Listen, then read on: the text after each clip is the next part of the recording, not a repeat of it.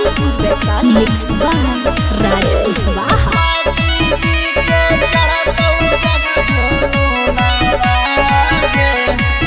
छौड़ी चढ़ गला होली कोई बोलो तो ना बोली छौड़ा हक सब उपपत गे तोरा रंग देता चोली कोई बोलो तो ना बोली भीतर डालिए के छौड़ी हाथ गे छौड़ी चढ़ गला होली कोई बोलो तो ना बोली छौड़ा हक सब उपपत गे तोरा रंग देता चोली कोई बोलो तो ना बोली भीतर डालिए के छौड़ी हाथ गे तोर जवानी में लगा दे तो चुनावा आगे पासी जी के चढ़त जब जुनू नावा गे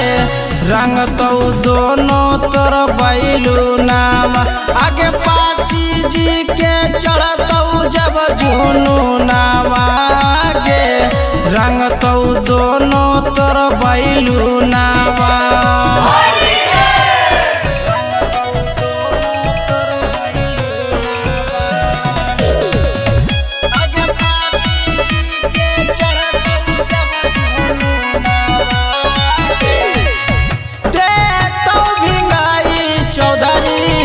तोरा जवान गे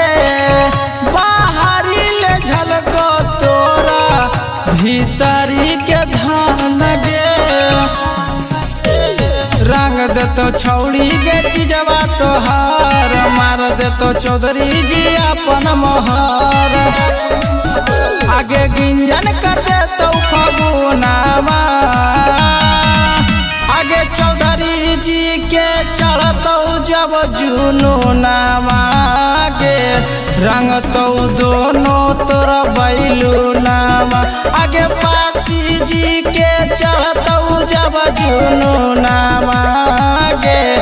रंग तो दोनों तोर बैलू नावा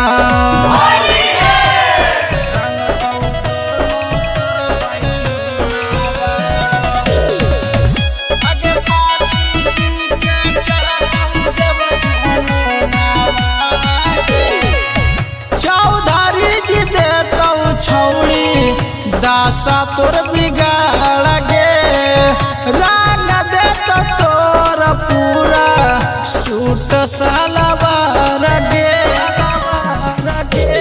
छोटू दीपू कुंदा नौरिया जाद मजा ले तो छौड़ी तोरा रंगला के बाद नीरज रोशन के चढ़ल हाउ धुनावा आगे चौधरी जी के चढ़तो जब जुनू नावा गे रंग तो दोनों तोर बैलू नावा आगे पासी जी के चढ़तो जब जुनू नावा गे